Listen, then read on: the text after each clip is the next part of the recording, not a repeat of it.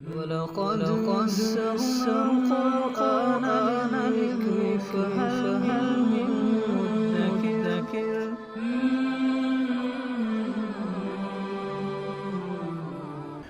سورہ اعراف آیت نمبر 27 اعوذ باللہ من الشیطان الرجیم بسم اللہ الرحمن الرحیم یا بنی آدم لا یفتننکم الشیطان کما اخرج ابویکم من الجنۃ ینزع عنہما لباسہما لیریہما سوآتہما انہ یراکم ہوا وقبیلہ من حیث لا ترونہم انا جعلنا الشیاطین اولیاء للذین لا یؤمنون۔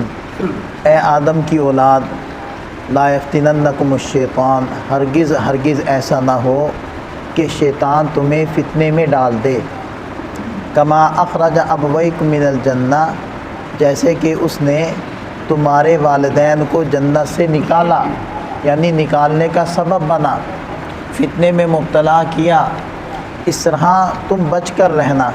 وہ تمہارا ازلی ابدی دشمن ہے اور مستقل طور پر دشمنی کرے گا۔ ینزع عنہما لباسہما، اس نے دونوں کا لباس اتروایا، لیریہما سوآتہما، تاکہ ان دونوں کو ان کے شرم کے حصے دکھائے اور وہ شرمندہ ہوئے۔ تو دیکھیں کہ شیطان بڑی چالاکی سے انسانوں کے لباس کم کرواتا ہے، اترواتا ہے، تاکہ بے حیائی پھیلے۔ انہ یراکم ہوا وقبیلہ، یقیناً وہ اور اس کا قبیلہ، اس کی ذریت، اس کے شتونگڑے تمہیں دیکھتے ہیں، من حیث لا ترونہم، ایسی جگہ سے جہاں سے تم ان کو نہیں دیکھ پاتے، کیونکہ وہ اور طرح کی مخلوق ہے۔ ہماری آنکھوں میں اللہ تعالیٰ نے وہ لینز ہی نہیں لگائے جو ان کو دیکھ سکے۔ ہاں کوئی خارق عادت کے طور پر، کرامت کے طور پر کوئی دیکھ لے، اللہ تعالیٰ اس کو دکھا دیں تو یہ اور بات ہے۔ عام طور پر ہم انسانوں کی آنکھیں جنات کو دیکھ نہیں سکتی، ہمارے اندر صلاحیت ہی نہیں ہے کہ ہم اس کو دیکھ سکیں۔ ایون کہ یہ جو عاملین ہوتے ہیں یا جو دعوے کرتے ہیں کہ جی ہمارے پاس جن ہے، وہ بھی نہیں دیکھ سکتے۔ ہم نہیں دیکھ سکتے شیاطین کو، جنات کو۔ اب دیکھیں کہ صورتحال یہ ہے کہ جنات میں سے جو شیاطین ہیں، شریر ہیں، وہ ہمارے دشمن، اور وہ ہمیں دیکھ سکتے ہیں، ہم ان کو دیکھ نہیں سکتے۔ اب ایسی صورتحال ہو کہ دشمن اگر کہیں ہمیں نظر آ رہا ہو اور وہ کسی ایک سمت میں ہو تو انسان احتیاط کرتا ہے، ادھر نظریں لگا کر رکھتا ہے۔ لیکن اگر یہی نہ پتہ ہو کہ دشمن کہاں چھپا ہوا ہے، اور یہ یقینی بات ہے کہ دشمن ہے اور مسلسل وہ ہم پر نظر رکھے ہوئے ہے، تو پھر کتنا چاق و چوبند ہو کر اور کتنا ہوشیار ہو کر ہمیں چلنا چاہیے۔ تو اتنی ہوشیاری چاہیے زندگی کے اندر اس شیطان سے، اس دشمن سے بچنے کے لیے۔ اب چونکہ ہم اس کو دیکھ نہیں سکتے، لیکن اللہ تعالیٰ کی نظر میں تو ہے۔ نبی پاک صلی اللہ علیہ وسلم نے ہمیں ہر موقع کی دعائیں اسی لیے سکھائی ہیں کہ یہ حصن حصین، صاد کے ساتھ ہے یہ دونوں لفظ۔ حصن حصین کا مطلب ہوتا ہے مضبوط قلعہ، حصن قلعے کو کہتے ہیں، حصین مضبوط۔ تو یہ ہمارے لیے مضبوط قلعہ ہے۔ اس نام کی ایک کتاب ہے جس کے اندر آپ صلی اللہ علیہ وسلم سے منقول تقریباً ساری دعاؤں کو اکٹھا کیا گیا۔ تو اگر ہم موقع کی دعائیں پڑھیں گے تو ہم اپنے دشمن سے محفوظ رہیں گے۔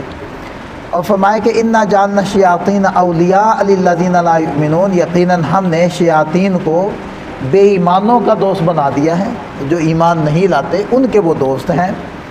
وَإِذَا فَعَلُوا فَاحِشَةً، یہاں سے دوبارہ سے مشرکین مکہ کی ایک برائی کو ذکر کر رہے ہیں جس کا پہلے بھی تذکرہ آ چکا کہ ان کے اندر یہ برائی پائی جاتی تھی کہ انہوں نے یہ ذہن بنایا ہوا تھا کہ جن کپڑوں میں انسان گناہ کرتا ہے وہ کپڑے پہن کر طواف نہیں کرے گا۔ کس منہ سے اللہ کے گھر کا طواف کر رہا ہے جب اس نے ان کپڑوں میں گناہ کیے ہیں؟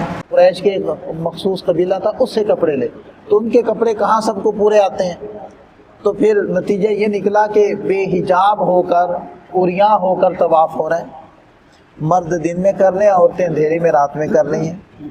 تو یہ ایک برائی تھی جو ان کے اندر پیدا ہو گئی، تو اس کا تذکرہ۔ وَإِذَا فَعَلُوا فَاحِشَةً، جب وہ بے حیائی کا کام کرتے ہیں، جب ان سے پوچھا جاتا ہے یہ کیوں کر رہے ہو، ان کو منع کیا جاتا ہے، تو قالوا وجدنا علیہا آباءنا، تو آگے سے کہتے ہیں کہ ہم نے اپنے باپ دادوں کو اس پر پایا، یہ ریت چلتی چلی آ رہی ہے۔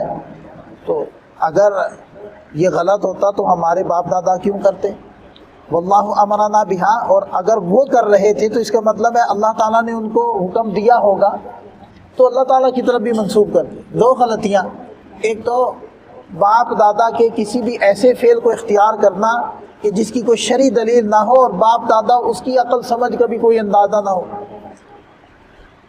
ایک تو یہ قصور تھا، اور دوسرا اللہ تعالیٰ کی طرف بھی منسوب کر دیا کہ وہ جو کر رہے تھے یقیناً اللہ نے حکم دیا ہوگا۔ تو آگے ارشاد فرمایا قل اے نبی آپ کہہ دیجئے ان اللہ لا یأمر بالفحشاء، اللہ تعالیٰ تو بے حیائی کو حکم نہیں کرتا۔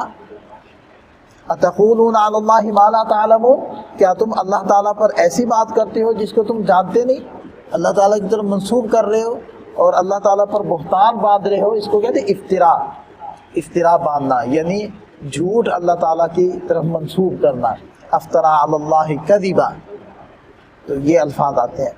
تو بہرحال اپنی طرف سے یہ اندازے لگانا کہ اللہ کا حکم ہوگا یہ سراسر غلط ہے۔ اللہ کا اگر حکم ہے تو دلیل شرعی چاہیے، صرف اندازوں سے کام نہیں چلے گا۔ اللہ تعالیٰ ہمیں سمجھ عطا فرمائے، ہم سب کی، ہمارے جو دشمن ہے شیطان ہے اس سے ہماری حفاظت فرمائے۔